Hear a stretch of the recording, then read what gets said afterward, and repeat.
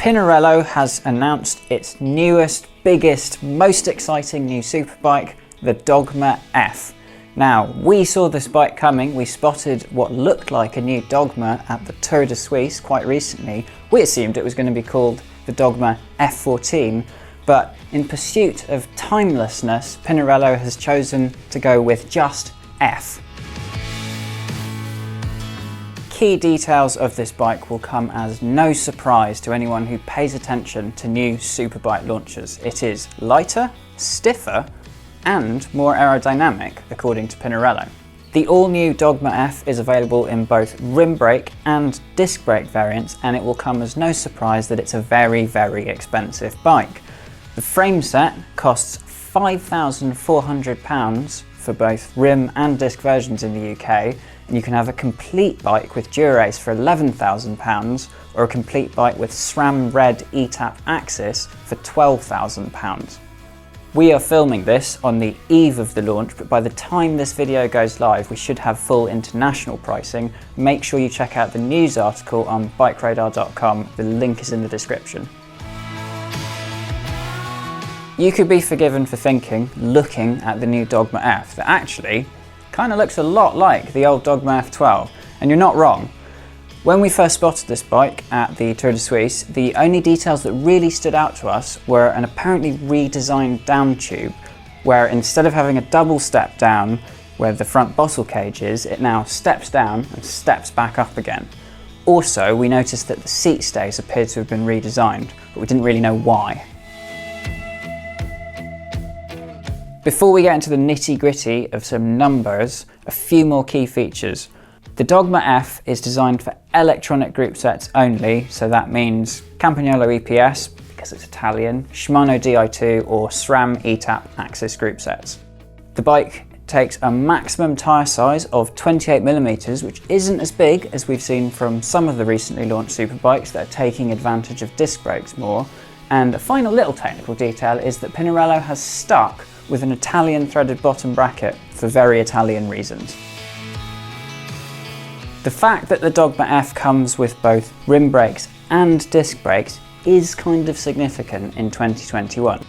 We've seen that Ineos-Grenadiers, formerly Team Sky, who have ridden Pinarellos from the start, have still been using rim brakes in all their races, while other teams have almost exclusively switched to discs.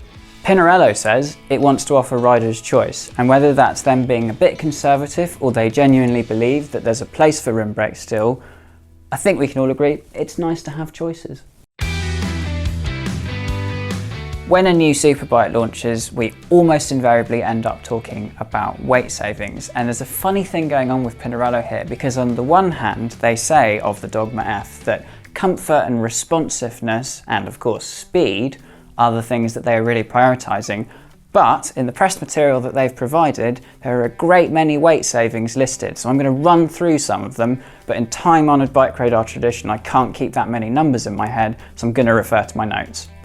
Pinarello says that the Dogma F's frame kit, i.e. a bike not including group set and finishing kit, has been made 11% lighter than the F12 predecessor.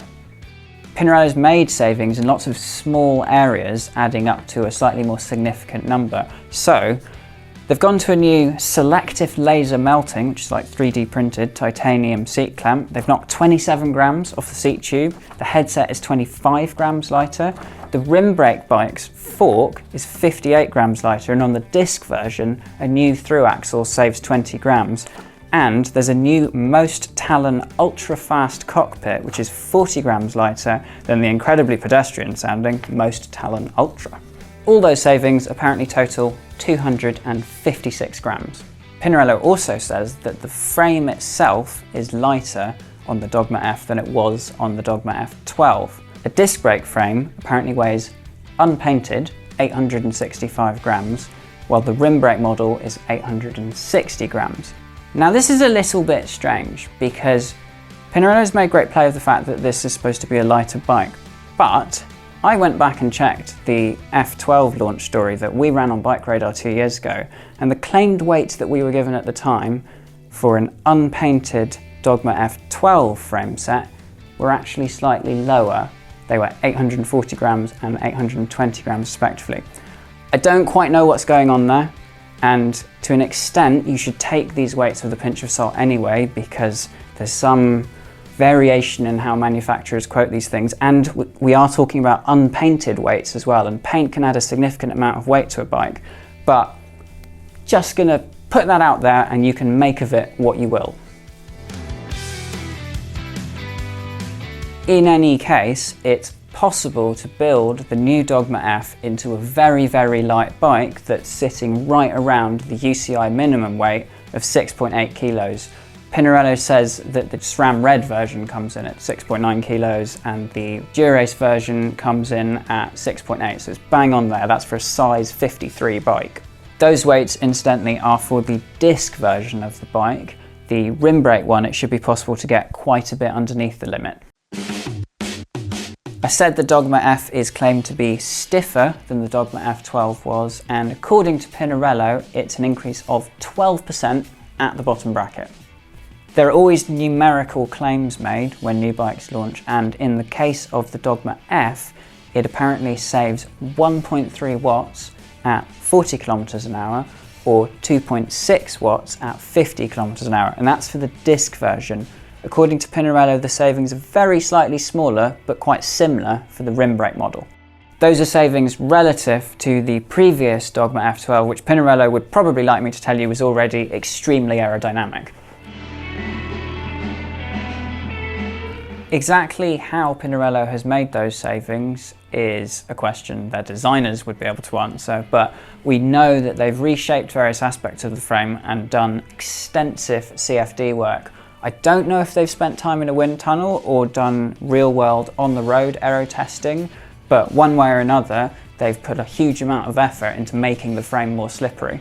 As I mentioned earlier, Pinarello has got rid of the double step down on the Dan tube, and the new arrangement is designed so that the second, i.e. the rear bottle cage, is supposed to be fully shielded from the wind. Another nice little tidbit is that Pinarello says that in a crosswind, the fork can act a little bit like a sail, favouring forward movement.